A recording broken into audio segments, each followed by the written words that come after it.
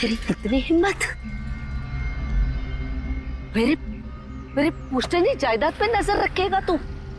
अगर हिम्मत है तो सामने आके दिखा। मेरे घर की तरफ बढ़ता हुआ तेरा हर एक कदम तुझे भारी पड़ेगा, भारी पड़ेगा।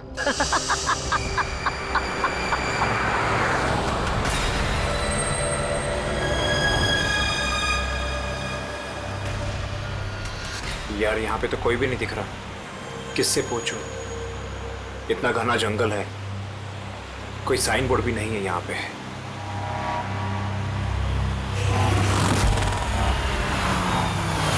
अरे भाई साहब, ये पिपलिया गांव का रास्ता यही है ना?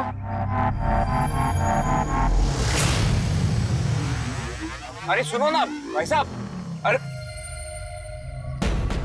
बड़ा अजीब आदमी है।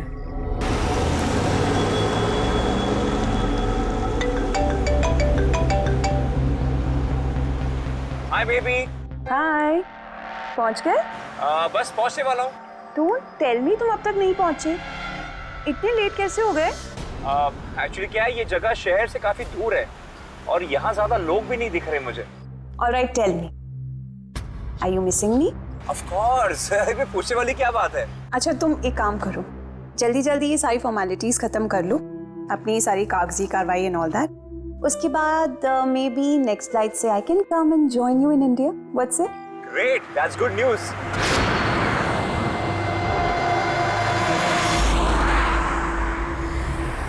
अच्छा बेबी, मुझे लग रहा है कि मैं पहुंच गया हूँ, वो मकान दिख रहा है मुझे।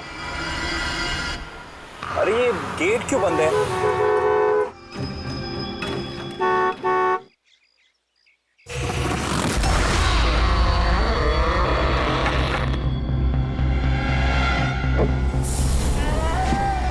जी राय रंजीत के मकान में जा रहे हो? हाँ। मत जा, वो तेरी जिंदगी की सबसे बड़ी गलती होगी। मत जा। लेकिन आप कौन है? मैं तुम्हारी मौत, तुम्हारी मौत।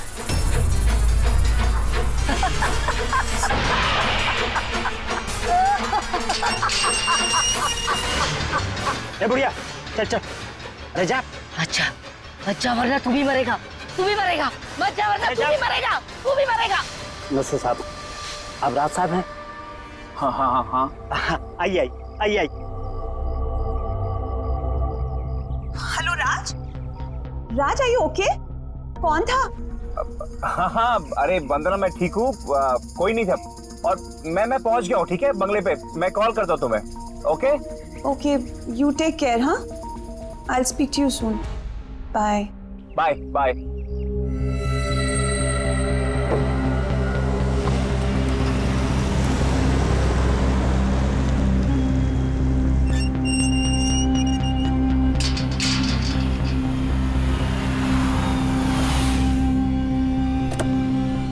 आइए साहब।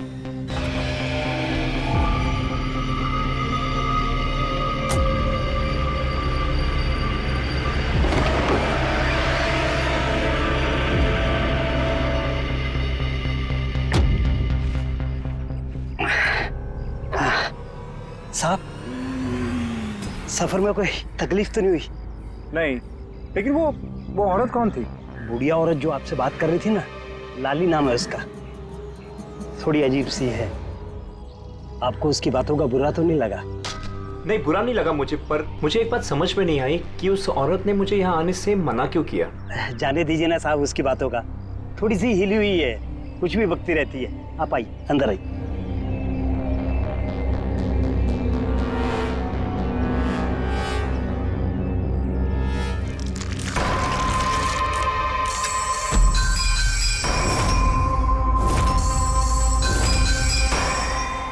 ये आदमी तो मुझे बीच रास्ते में मिला था। उसका नाम कमल है, यहाँ का माली। हमने सोचा अब आप यहाँ पर रहने वाले हैं तो क्यों ना बगीचे के जो रंग बिरंगे फूल हैं फिर से खिल उठाएं। अच्छा, आइए साहब।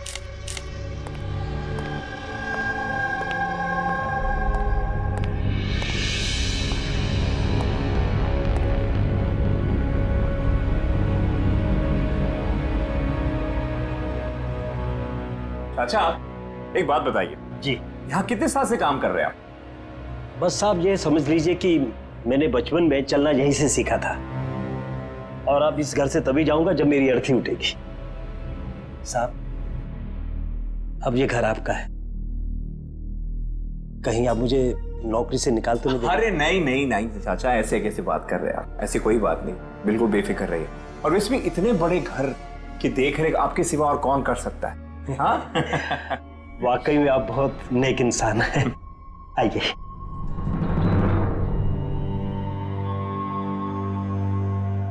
साहब ये है आपका रूम, वॉशरूम उधर है, आप फ्रेश हो जाइए, तब तक मैं आपके लिए खाने पीने का बंदोबस्त करता हूँ। ठीक है।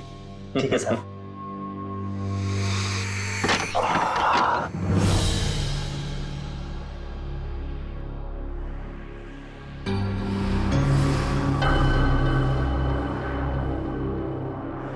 चला जा, चला जा, चला जा, वरना तू भी मरेगा।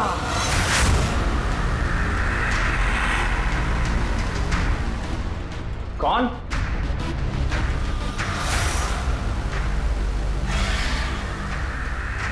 मैंने कहा ना, चला जा।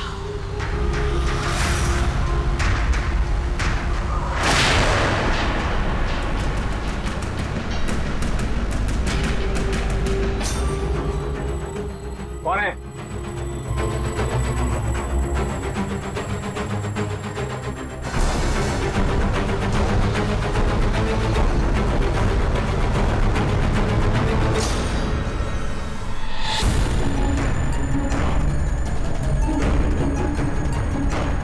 जैसे बाकी लोग मरे हैं, वैसे तू भी मरेगा।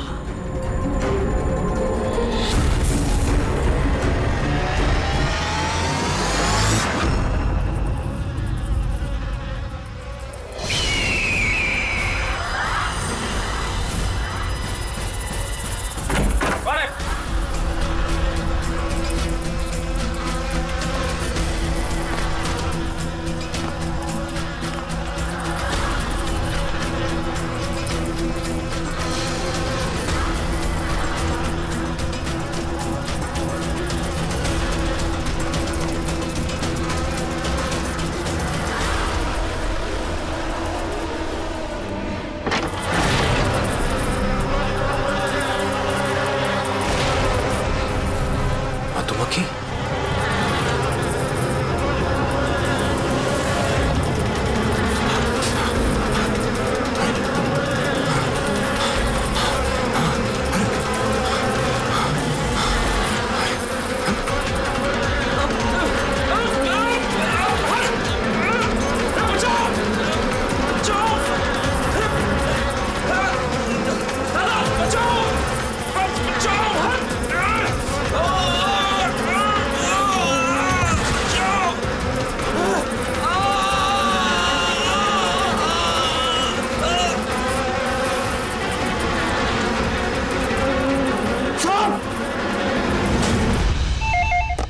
Hello hello, can I speak to ACP Pradyuman please? हाँ जरा शांत हो जाइए, कौन बोल रही हैं आप? मैं कौन बोल रही हूँ, मुझे क्या काम है, मैं सिर्फ उन्हें बताऊंगी।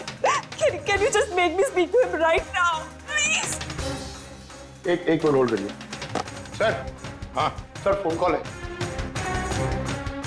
सर कोई लेडी है, बहुत रो रही है, कह रही है सिर्फ आपसे बात करेगी। Hello, hello ACP Pradyuman. हाँ मैं एसीपी प्रद्युमन बोल रहा हूँ। सर, हाँ कहिए। सर मैं वंदना बोल रही हूँ अमेरिका से। हाँ बताइए। सर मेरे साथ बहुत बहुत बहुत बुरा हुआ सर। क्या हुआ आपके साथ? सर मेरे फियांसे राज इंडिया गए थे पुश्तैनी मकान खरीदते। सर मधुमक्खियों के काटने से उनकी मौत हो गई। क्या? अच्छा तो बताइए मैं क्या कर सकता हूँ आपके लिए? सर लेकिन मुझे लगता है कि उनकी मौत मधुमक्खियों के काटने से नहीं हुई। इनफैक्ट उनका मर्डर हुआ है। He's been killed. पर ऐसा क्यों लगता है आपको कि उनका खून हुआ है? सर वो जब प्रॉपर्टी खरीदने के बाद कागजी कार्रवाई के लिए जा रहे थे तो तब क्या हुआ? सर मैंने साफ साफ सुना था राज को कोई औरत धमका रही थी। कौन थी वो औरत? No sir, I have no clue. जरा एक बात बताइए, क्या आपके राज की यहाँ इंडिया में किसी के साथ कोई दुश्मनी थी, कोई झगड़ा वगड़ा हुआ था? नहीं सर, राज की किसी के साथ कोई एनिमिटी, कोई दुश्मनी नहीं थी। इनफैक्ट राज तो इंडिया में किसी को जानता ही नहीं था। तो फिर कौन कर सकता है ये? कौन जान ले सकता है राज की? क्या आपको किसी पर शक है? नहीं सर, कोई शक नहीं। सर राज तो एक नेक काम करने जा रहे थे। कैसा काम? He wanted to start an orphanage. सिर्फ एक अनाथ आश्रम खोलना चाहते थे वो। वाकई नेक काम है, लेकिन किससे खरीदने वाले थे मकान वो?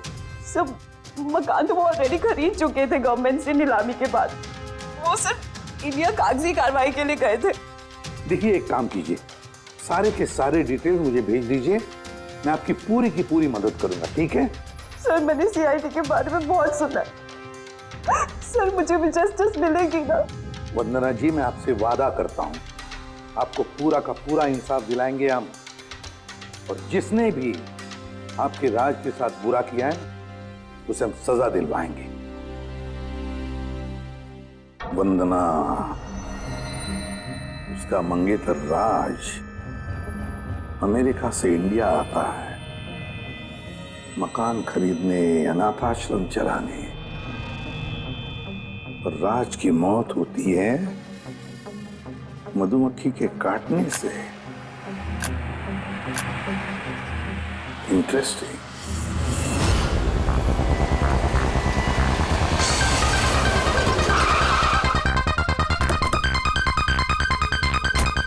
सर, यही वही बंगला है जो राज ने सरकार से नीलामी में खरीदा था। अच्छी खासी प्रॉपर्टी लग रही है। आप देखभाल करते हो उस जगह की? जी हाँ, कहिए। कहेंगे आप, हम सिर्फ सुनेंगे। क्या मतलब? सीआईडी? क्या बात होगी सर? राज राकेश नाम के एक आदमी का खून हुआ है यहाँ पे। बहुत बुरा हुआ सर उनके साथ। उन्होंने ही सरकार से ये मकान खरीदा था। हाँ, उन्हीं की बात कर रहे हैं। उनका खून नहीं हुआ, मधुमक्खियों के काटने से उनकी मौत हुई है। मैंने खुद अपनी आंखों से देखा था। नहीं, देखा होगा आपने, लेकिन यहाँ इस बंगलों में आने से पहले किसी औरत ने उन्हें धमकी दी थी। कुछ जानते हो उस औरत के बारे में? अच्छा, वो लाली साहब, वो बुढ़िया तो बेतुकी बेसर की बातें करती रहती है। आप उसकी बातों को गंभीरता से मत लीजिए। क्या गंभीरता से लेना और क्या नहीं, वो हम तय कर लेंगे। आप ये बताइए कि वो लाली, वो रहती कहाँ है? कहीं भी नहीं सर। कहीं भी नहीं मतलब? उस बेचारी का ना तो अपना कोई घर है और ना ही कोई अपना परिवार। बस दिन भर इधर उधर घूमती रहती है। नहीं, कहीं तो बैठती होगी, खाना वाना खाती होगी, कोई एक जगह होगी ना जहाँ पे वो रहती होगी ज्यादातर। हाँ, पास में एक तालाब है, अक्सर वहीं बैठी रहती है। अच्छा, दे क्या तुम इस लाली से मिल लो, तब तक इस मकान का चक्कर लगा लेता हूँ मैं। ठीक है, अब जरा वो जगह दिखाओ जहाँ पे खून हुआ था। आइए साहब। राज साहब यहाँ गिरे पड़े थे।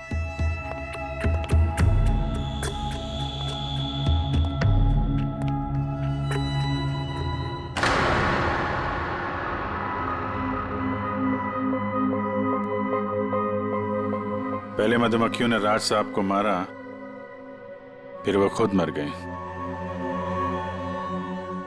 ये मधुमक्खी के हमले यहाँ पे अक्सर होते रहते हैं क्या? नहीं साहब, इससे पहले तो मैंने एक मधुमक्खी भी नहीं देखी यहाँ। पता नहीं राज साहब के पीछे इतनी सारी मधुमक्खियां अचानक कहाँ से आ गई। राय रंजीत की हवेली से आ रहे हो ना तुम लोग?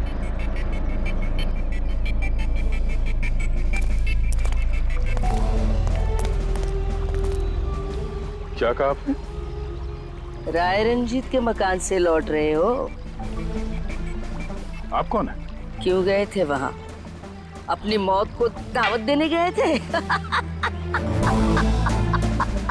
सर, लगता है ये लाली है। आप लाली हो ना? हाँ, तुम्हें किसने बताया? तुम्हें राय रंजीत के जासूसों ने यहाँ भेजा है? हाँ, उन्होंने ही भेजा है ना यहाँ पे। कौन राय रंजीत? सांप था वो, सांप। उसने मेरी दादी को धोखा दिया, उन्हें अपने ही घर से धक्के मार के निकाल दिया। चलो ऐसे बाहर। छोड़िए मुझे, मुझे मेरे घर से मत निकाल, मुझे मेरे घर से मत। शर्म आनी चाहिए तुम्हें रंजीत, तुम अपनी खुद की भाभी को घर से बाहर निकाल रहे हो। कम से कम अपने भैया का तो लिहाज किया होता। अरे उनका क्या लिहाज करना, उन्होंने खुद ही तो अंगूठा लगाकर ये घर मेरे नाम किया है। तूने उन्हें शराब पिलाकर धोखे से अंगूठा लगवाया था। अब क्यों किया, कैसे किया, इस गहराई में जाने से क्या फायदा। समझने वाली बात तो ये है कि ये मकान अब मेरा है और तू सड़क पर आ गई है। चलो निकलो इसे यहाँ से। अब तक कितने लोग मरे? वो सब लोग मर गए जिन्होंने वो मकान खरीदना चाहा। तुम लोग वो घर मत खरीदना, तुम भले लोग लग रहे हो, वरना तुम्हारी बीवी विधवा हो जाएगी।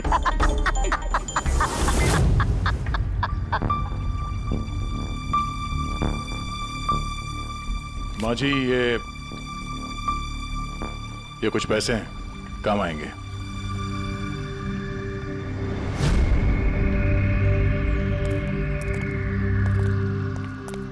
सर, लगता नहीं है इसका राज की मौत में कोई हाथ है। ये तो खुद बेचारी सदमे और विश्वास में लग रही है। हो सकता है राज की मौत कोई मर्डर ही ना हो, कोई हादसा हो।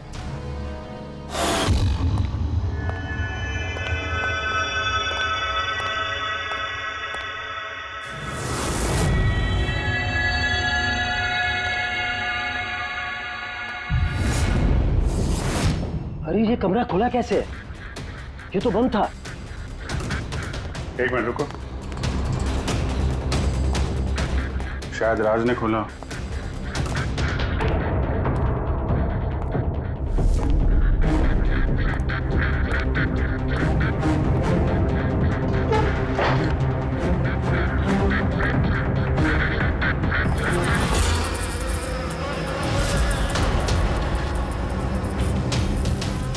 ये है तो छत्ता यहाँ पे। इधर आ। जी सर। ये है मधुमक्खी का छत्ता। अरे मैं पहली बार देख रहा हूँ साहब। तो ये राज यहाँ इस स्टोर रूम में क्या करने आया था? साहब शायद बंगलू देखने आए होंगे। अच्छा, और उस वक्त तुम खाना लेने गए थे? जी साहब।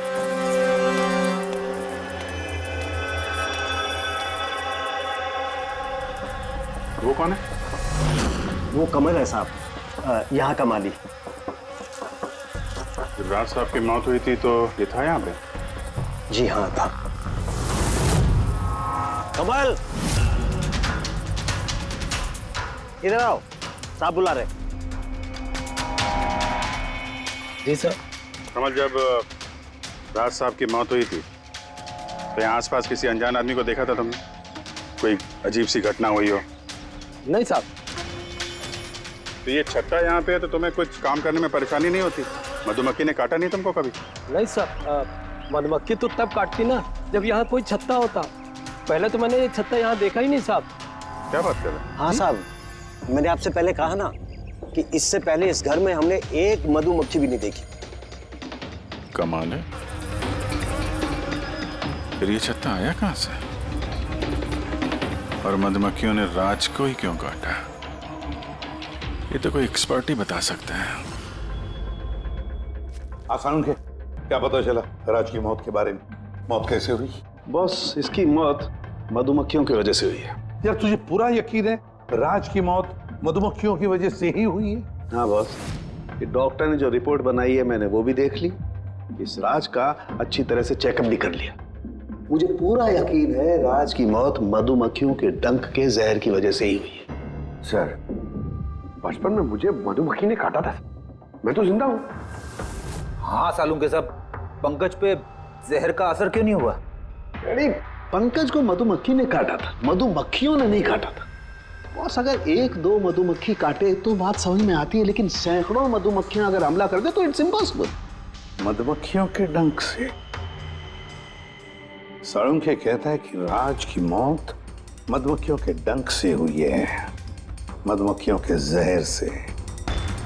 और राज की मंगेतर वंदना कहती है कि राज का खून हुआ है।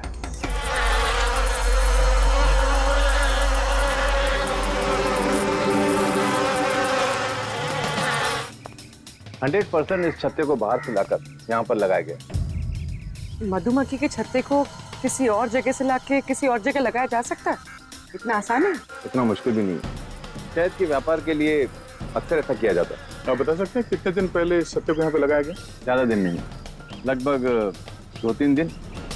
सर अगर मान भी ले कि खूनी ने ये छत्ता यहाँ पर इसलिए लगाया था कि वो राज को मार सके, लेकिन उसे कैसे पता था कि ये मधुमक्खियाँ राज पे ही हमला करेंगी, किसी और पे नहीं? मधुमक्खियाँ बिना वजह किसी पे भी डंक नहीं मारती, क्योंकि डंक मारने के बाद उनकी खुद की भी मौत हो जाती है। तो ऐसी क्या चीज है जो उन्हें उत्तेजित करती है अटैक करने के लिए? देखिए, जब उन्हें लगता है कि सामने वाले इंसान से उन्हें कुछ खतरा है। अच्छा केदार साहब, ऐसा हो सकता है क्या कि मधुमक्खियों को ट्रेन किया जा सके कि वो किसी एक आदमी पे हमला करें?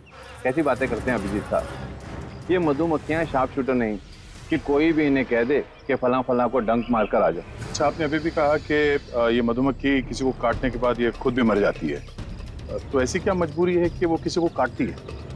जरा डिटेल में समझाएंगे? मधुमक्खी जब भी किसी को डंक मारती है तो फेरोमोन नाम का एक गंध छोड़ती है, जिससे कि बाकी मधुमक्खियां सचेत होकर सब मिलकर उस पर हमला कर देती हैं। इसीलिए मैंने पहले भी कहा था, मधुमक्खियां बिना वजह किसी पे भी हमला नहीं करती। जरूर राज ने मधुमक्खी के छत्ते के साथ कुछ छेड़खानी की होगी। सर खूनी को कैसे पता था कि राज इस छत्ते के साथ छेड़खानी करेगा? कहीं ये मौत वाकई हादसा तो नहीं? नहीं पूर्वी, राज के आने के ठीक 2 दिन पहले इस छत्ते को यहाँ पे लगाना ये कोई संयोग तो नहीं हो सकता। सर राज की मौत के बाद ये घर वंदना के नाम हो जाएगा, कहीं सबके पीछे वंदना तो नहीं है? वंदना इंडिया कब आ रही? What nonsense! How could you even think like that? आप ऐसे कैसे सोच सकते हैं कि राज की मौत के पीछे मेरा हाथ हो सकता है? और फर्ज कीजिए कि राज की मौत के पीछे मेरा हाथ था, तो मैं आप लोगों को फोन क्यों करती? पुलिस तो ऑलरेडी ये केस क्लोज कर चुकी थी ना। देखिए, हम सिर्फ पूछ रहे हैं। वैसे राज जी के बाद ये मकान किसके नाम पे है? I don't know. राज ने गवर्नमेंट से मकान खरीदा था, तो शायद गवर्नमेंट को वापस मिल गया।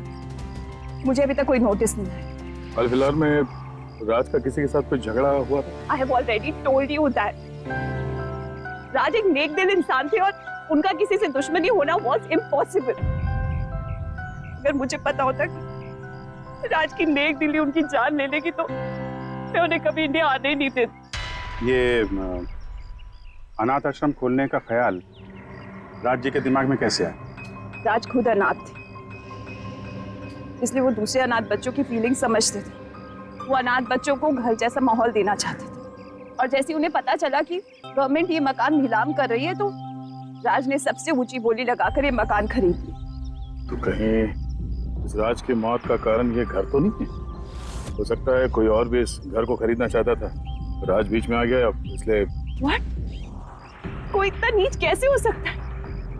इस दुनिया से इंसानियत उठ गई है क्या? इंसानियत है वंदना जी, इंसानियत है, लेकिन कुछ लोग हैं जो इंसानियत में जहर घोलने पे तुले हुए हैं। पता करते हैं किस किस को दिलचस्पी थी इस प्रॉपर्टी में। देखिए सर, मैं आप लोगों को नहीं बता सकता हूँ कि राज जी के अलावा किन किन लोगों ने इस नीलामी में हिस्सा लिया था। सॉरी। क्यों नहीं बता सकते?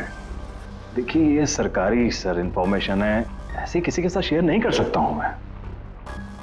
हम भी तो CID का ही काम कर रहे हैं। हाँ वो सब ठीक है, लेकिन क्या है कि अगर सरकारी नोटिस मिल जाए तो मैं ये आपको इंफॉर्मेशन दे सकता हूँ, उसके बिना नहीं दिखा सकता सर। नोटिस मिल गया।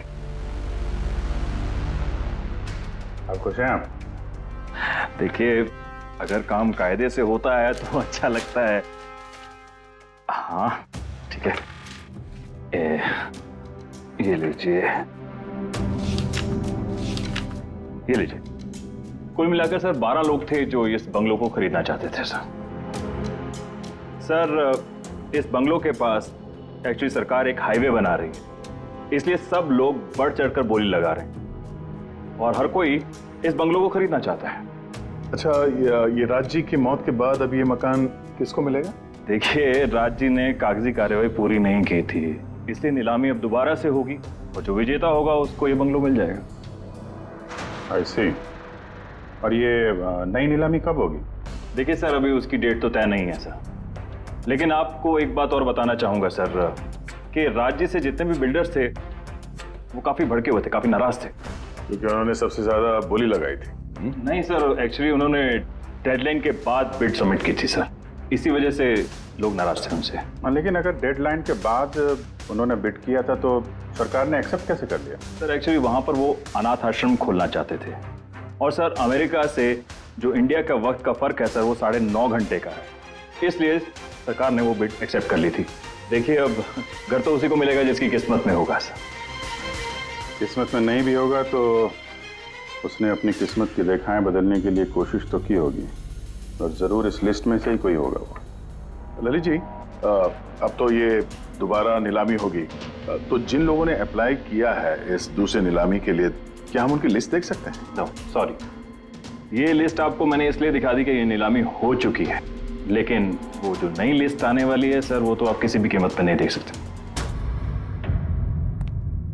अरे अरे अरे अरे सारंगी, तू क्या करने क्या जा रहा है यार? क्या सुन रहा हूं मैं? जो सुना है सही सुना है बस। क्या सुना? रिजाइन हो रहा है तू? हाँ। क्यों क्यों? बस मेरा टाइम आ गया। क्या टाइम आ गया? 1 मिनट टाइम है यार अभी। अरे ये टाइम नहीं यार। तो फिर देखो, हर इंसान को लाइफ में एक न एक दिन रिटायरमेंट लेना पड़ता है ना, चाहे वो क्रिकेटर हो, म्यूजिशियन हो, कोई भी हो। मेरा भी टाइम आ गया, मैं भी रिटायरमेंट ले रहा हूँ। अबे कहाँ जा रहा है तू? ये देख लो। ये क्या है? देख लो देख लो।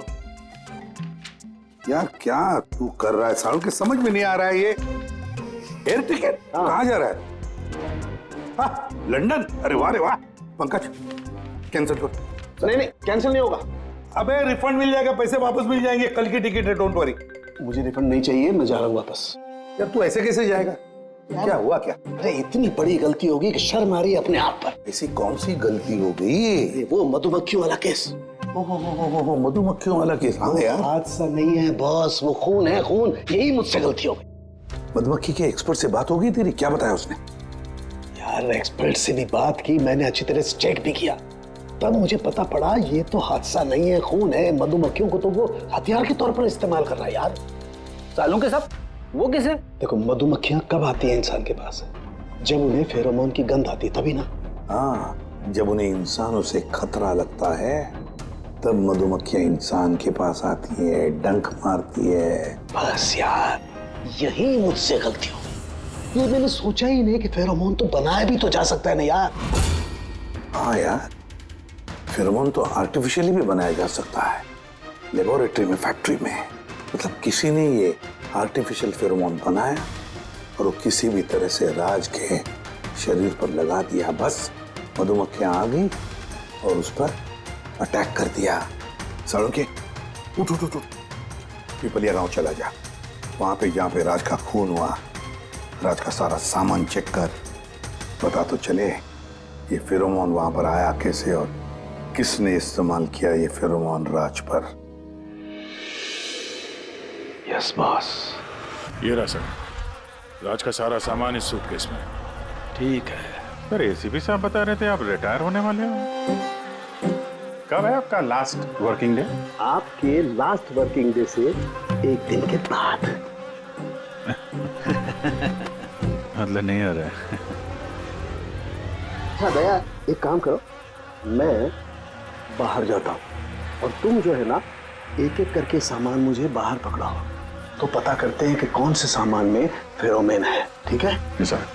ये पकड़ेंगे आप? जरा रख लीजिए थोड़ी देर के लिए। दिखेगा ना बाहर? दिखेगा। मधुमक्खी है इसके लिए कह रहा था। अभिजीत हो तुम? हाँ। ये पूर्वी है। हाँ। ये दया। अरे दिख रहा है सर। चलिए चलिए चलिए, संभाल के सर, संभाल के। हाँ। चलिए सर।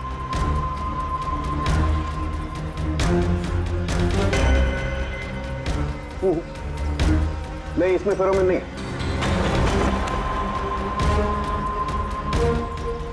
अरे सर संभल के। अरे कुछ नहीं, जिसमें फेरोमोन होता है उसी पे अटैक करती है।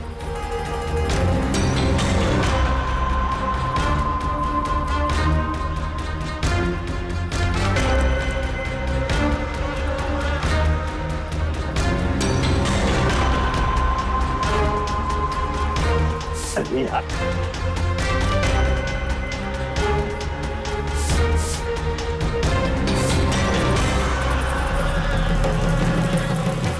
हरकत हुई, देखो देखो अटैकिंग मूड में आई है ये मधुमक्खी, देखो। सर किसी ने राज के परफ्यूम में फेरोमोन मिलाया। अरे यार ये मधुमक्खी ने मुझे काटा ना। सर आप निकलो यहाँ से। अरे यार, अरे पानी में जाओ, पानी में। पानी किधर है? अरे सामने उस तरफ सर। अरे उधर कुआं है सर, जाओ ना। कुएं में घुस जाओ। अरे सर निकलो यहाँ से, जाइए सर।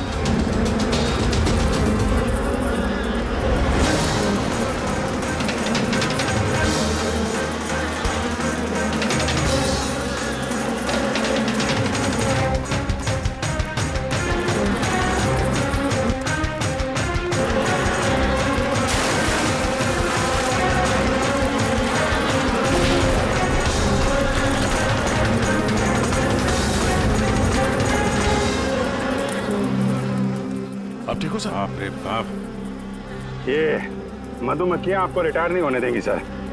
बाहर निकालो मुझे। आइए आइए आइए सर। मधुमक्खी, अरे नहीं, आइए आइए आइए। हेलो जी, नमस्ते, कैसे हैं आप? जी मैं चंदूमल फंडूमल कंकेश बास। अरे वाह, बहुत लंबा नाम है आपका। बताइए क्या काम था आपको? जी वो नीलामी के लिए आया था मैं। वो पुराना वाला बंगलो हाईवे के पास, वो खरीदना है मुझे। सर ऐसे नहीं खरीद सकते हैं सर, उसमें नीलामी होगी तभी वो जो जीतेगा वही खरीद सकता है। अरे तो पैसा लगाएगा ना, मैं पैसा लगाएगा। देखिए अब टाइम नहीं बचा है, सिर्फ 15 मिनट बचे हैं, आप लेट हो गए। अरे क्या बात कर रहे हैं सर, 15 मिनट में क्या क्या हो जाता है। ये देखिए ना, मैं तो ये बेड का लिफाफा भी लाया हूँ, ये देखिए। राकेश, इधर रजिस्टर लेकर आ।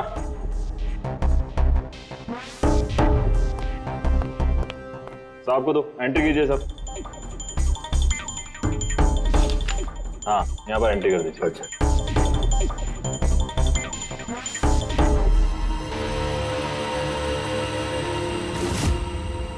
यहाँ साइन कर दीजिए लास्ट को। गुड, लाइए। अच्छा वेरी गुड, ये तो अच्छा हो गया सर। वो बंगले का चाबी। और मजाक कर रहे हैं? अरे चाबी ऐसे थोड़ा ना मिलता है। अरे भाई बोली लगेगी, नीलामी होगी, उसके बाद जो जीतेगा उसको मिलेगा। भाई क्या बात कर रहे हैं आप? बेट तो मैं ही जीतूंगा, ये पक्का है। भाभी और बच्चों को मेरा प्यार देना, ठीक है सर? Thank you. पता नहीं कहाँ कहाँ से चले आते हैं, कमाल है।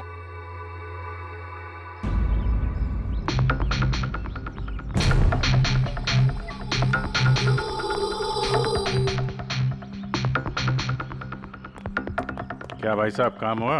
सर ये देखिए, चंदूमल फंडूमल कंकेशवास का कमाल। उठ जाओ पंकज, 12 में से 2 लोग हैं जिन्होंने दोबारा बोली लगाई है इस मकान को खरीदने के लिए, हेमंत और रोशन। मतलब खूनी इन्हीं 2 में से कोई हो सकता है। और जो कोई भी है, इस बार भी इस मकान को हथियाने के लिए किसी भी हद तक जा सकता है। दोस्तों अब ये वक्त आ गया है कि बता दिया जाए कि नीलामी का विजेता आखिर है कौन। और मुझे बताते हुए बहुत खुशी हो रही है कि नीलामी के जो विजेता है मिस्टर रोशन। रोशन जी आपको बहुत बहुत बधाई हो। 1 मिनट, काय की बधाई हो? सबसे ज्यादा बेट मैंने लगाई थी, ये कैसे जीत गए? देखिए भाई साहब, आपको कोई गलतफहमी हुई है। सबसे ज्यादा बेट मिस्टर रोशन ने लगाई थी, इसलिए रोशन को मकान दे दिया गया। ऐसा हो ही नहीं सकता, मैंने बहुत ऊंची बोली लगाई थी, ये बेट मुझे मिलनी चाहिए थी। आप ऐसे ही बात कर रहे हैं सर, मैंने तीनों लिफाफे चेक किए हैं और चेक करने के बाद मिस्टर रोशन की कीमत सबसे ज्यादा थी, इसलिए मिस्टर रोशन को मकान दे दिया गया है। प्लीज कम ऑन यार, अब हार गए हो तो बच्चों की तरह रो मत। बिजनेस है, ऊंच नीच होती रहती है। बिजनेस में बेईमानी नहीं चलेगी। ये दिखाइए, आप पहले वो लिफाफे दिखाइए, मुझे अभी देखना है किसने कितने बीट करी है। दिखाइए दिखाइए दिखाइए, लाइए। मुझे भी चेक। नहीं नहीं नहीं, ये नहीं दिखा सकते, ये नियम के खिलाफ है। चीटिंग करना भी नियम के खिलाफ है। मैंने 7 करोड़ की बीट करी है, 4 करोड़। इनके अभी हेड ऑफिस से फोन आएगा और बोलेंगे कि मैंने सिर्फ 3 करोड़ लगाए। कोई फोन नहीं 4 करोड़ कम। आपके कहने से फोन आएगा। चलो उठाओ फोन, उठाओ तुम्हारा भी। ये मुझे क्या करना है क्या नहीं करना है ये आप मुझे नहीं बताएंगे। आप ललित जी, आप तो बड़े कायदे कानून की बातें किया करते थे और फोन भी नहीं उठा रहे हैं। भाई ये तो बहुत गलत बात है, आप ब्यूरो चलिए हमारे साथ। आप कहाँ खिसक रहे रोशन जी? आप हमें मिठाई नहीं खिलाएंगे? नहीं प्रॉपर्टी ली है आपने? हाँ? आइए, आप ही आइए। आइए आइए। सर रोशन जी बिल्कुल ठीक बोल रहे हैं सर। सर रोशन जी का इससे कुछ लेना देना नहीं है। जो भी फ्रॉड हुआ है सर मैंने किया है। ये रोशन का जुर्म अपने सिर पर क्यों ले रहे हो? अच्छा खासा पैसा दिया है क्या रोशन ने तुम्हें? और एक बात याद रख लो, ये पैसा खर्च करने को नहीं मिलेगा, क्योंकि तुरंत फांसी होगी तुम्हें।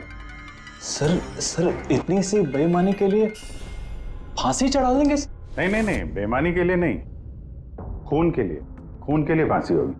सर खून? किसका खून सर? राज राकेश का खून, जिसने पिछली नीलामी में वो घर, वो प्रॉपर्टी खरीदी थी। सर लेकिन मैंने किसी को नहीं मारा है सर। सर मैंने नहीं मारा है सर किसी को। पता है, इस रोशन ने मारा है। तो इसकी पोल खोल दो, वरना इसके पाप का मटका तुम्हारे सिर पे फूट जाएगा। सर ये क्या कह रहे हैं सर आप? मैं भला राज को क्यों मारूंगा सर? इस प्रॉपर्टी के लिए, और किस लिए? क्या कह रहे हैं आप सर? सर मैं मानता हूं कि मैं ललित के साथ मिलकर नीलामी में छोटी मोटी हेरा फेरी करता था, पर सर एक प्रॉपर्टी के लिए किसी का मर्डर थोड़ी कर दूंगा मैं। तो मतलब तुम्हारे कहने का मतलब है तुमने ये खून नहीं किया? नहीं सर। चल ठीक है, पूर्वी जरा वो परफ्यूम लाना।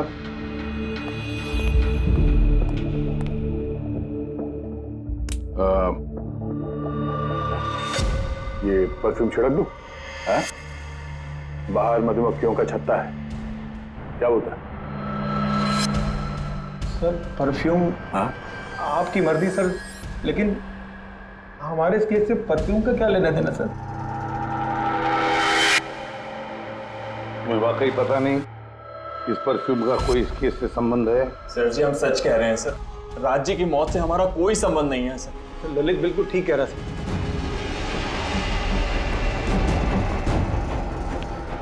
अगर ये खून रोशन ने नहीं किया है तो फिर बचता है वो वही एक। इन कागज से साबित होता है कि तुम राय रंजीत के पोते हो। तुम्हारे पास तो बहुत बड़ी वजह थी इस मकान को वापस पाने के लिए, क्यों? देखिए, राय रंजीत का पोता होने से यह साबित नहीं होता कि यह खून मैंने किया है। हेमंत जी, खूनी कभी कभी अपने जुर्म के सबूत अपने साथ लेकर चलता है, जैसे तुम। मैं समझा नहीं। मैं समझाता हूं। ये रहे सबूत। कमाल है सालों के सब, सेफ्टी सूट पहनने के बावजूद भी आप दोनों को मधुमक्खियों ने काटा। हाँ, कभी कभी सेफ्टी सूट पहनने के बाद भी मधुमक्खियां डंक मार सकती हैं, और फिर मधुमक्खी के छत्ते को इधर से उधर ले जाने में तो और भी ज्यादा अटैक हो सकता है, नहीं? जी देखिए, वो दरअसल बहुत हो गया हेमंत, तुम्हारी बेगुनाही का और भी कोई सबूत चाहिए? जी नहीं, मैंने ये सब किया था। जब राज बंगले में घुसा तब मैं वहीं था, और मौका देखकर मैं बंगले में घुस गया था। मैंने परफ्यूम की बोतल के अंदर फेरोमोन मिला दिया। उसके बाद राज को आवाज से डिस्ट्रैक्ट किया, मधुमक्खी के छत्ते तक लेकर गया, और उसके बाद का काम मधुमक्खियों ने कर दिया था। मुझे मेरा पुश्तैनी मकान वापस चाहिए था। वाह रे वाह, अपने पुश्तैनी मकान के लिए तुमने एक नेक इंसान का खून कर दिया। कानून तुम्हें कभी माफ नहीं करेगा। तुम्हें कम से कम आजीवन कारावास की सजा होगी। ले जाओ इसे पंकज।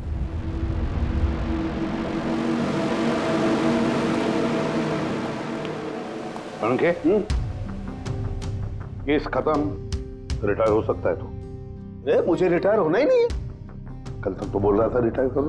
वो कल की बात थी। भगवान, मतलब पीछा तो नहीं छूटने वाला इस आदमी से अपना। हाँ, पीछा नहीं छूटने वाला है किसी का, किसी से नहीं। मुझे तुम्हारे बिना चैन नहीं, और तुम्हें मेरे बिना चैन नहीं। ये लीजिए, सरकार ने बंगलो अब राज से आपके नाम करने का निर्णय लिया है। उम्मीद है कि अब आप मिस्टर राज के अनाथ आश्रम खोलने का सपना पूरा कर पाएंगे। राज के जाने के बाद मेरी लाइफ का यही मकसद रह गया है, उसका आखिरी सपना पूरा करना। But thank you so much Raj को जस्टिस दिलाने के लिए। हमने जो कुछ भी किया वो तो हमारा फर्ज था। आपको और कोई मदद की जरूरत हो तो हमें जरूर याद करिएगा। कभी कभी आते रहेगा, उन बच्चों को भी आपसे इंस्पिरेशन मिलेगी। ये भी कोई पूछने की बात है? हो सकता है उन बच्चों में हमें कोई हमारा नया सीआईडी ऑफिसर मिल जाए।